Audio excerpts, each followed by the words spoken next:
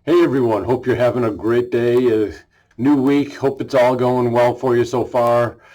In our crazy time in this world, this passage really strikes home for me. Um, Listen to what Paul says to us in 2 Timothy chapter 3, verses 1 through 5. Uh, it's really ultimately a command for us of what we're supposed to do. So just hear what he says. He says in verse 1, "But understand this, that in the last days there will come times of difficulty.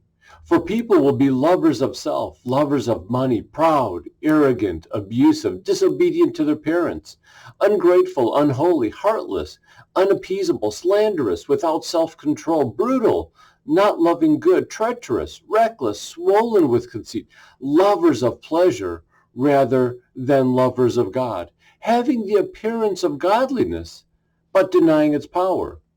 Avoid such people." Now, it almost might seem like that's kind of the world that we live in.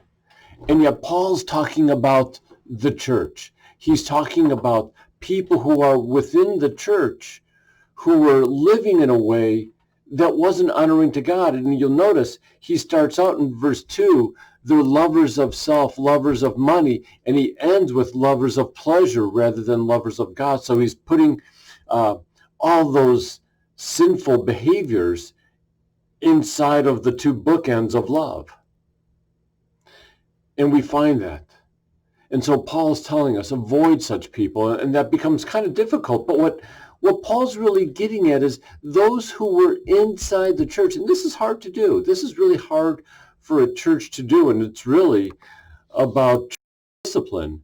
And he's saying, avoid them. In a sense, he's saying, excommunicate them, put them outside of the church. It's language that Paul has used in other books as well, when he says to turn someone over to Satan.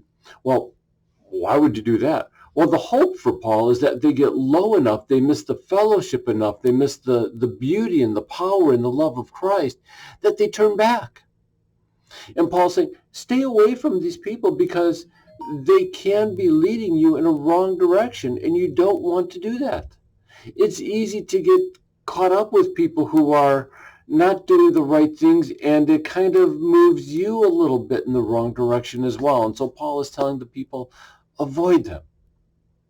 He's talking about the last days, and it's kind of an eschatological, it's kind of an end times prophecy.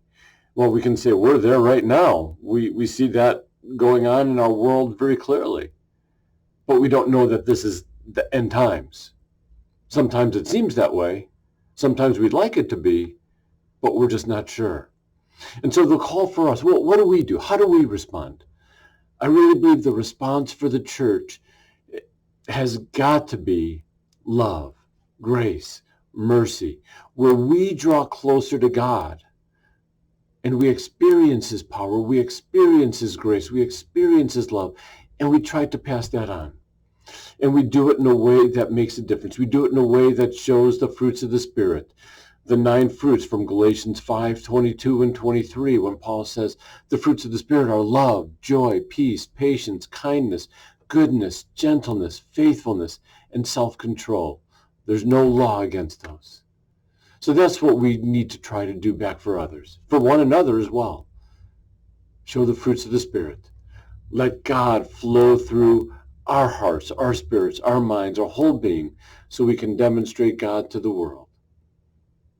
Hey, have a great day, have a great week, and God bless you.